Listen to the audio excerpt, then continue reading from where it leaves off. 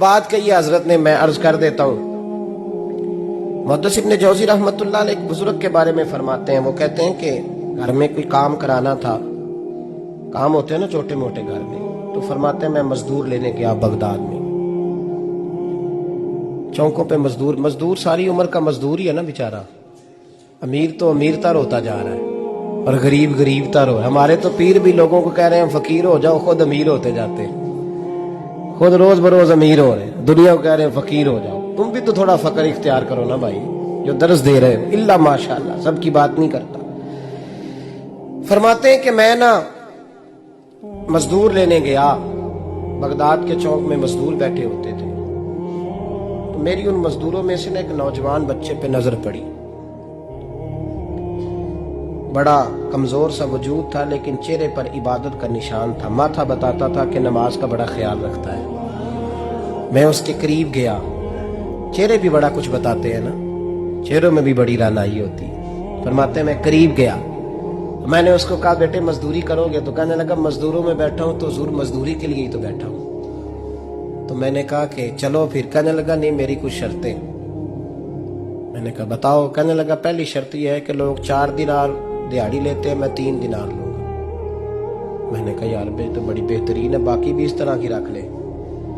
اس نے کہا حضور دوسری شرط یہ ہے کہ میں آپ کی مکمل بات مانوں گا لیکن جب اذان ہو جائے گی پھر آپ کی نہیں سنوں گا۔ تیسری بات اس نے یہ کی کہ حضور میں آپ کے گھر میں کام کروں گا پر آپ کے کسی سوال کا جواب نہیں دوں گا۔ کہتے میں نے کہا یار تو بڑا عجیب ہے، شرطیں تو مالکوں کی ہوتی ہیں۔ کہنے لگا جی بہرحال میں شرطیں لگا کے جاتا ہوں۔ فرماتے ہیں میں اسے گھر لے آیا، کام میں نے اس کو بتایا تو جو کام مزدور سارے دن میں کرتا ہے نا اس نے 2 گھنٹے میں کر دیا۔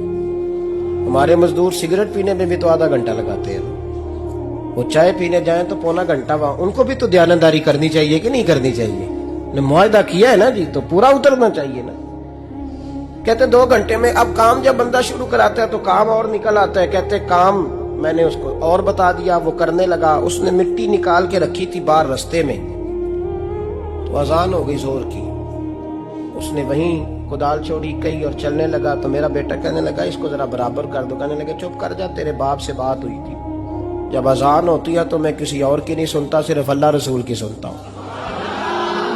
کہتے ہیں مسجد چلا گیا، نماز پڑھ کے آیا تو دوپہر کا وقت تھا۔ میری بی بی کہنے لگی اس کو کھانا کھا لے۔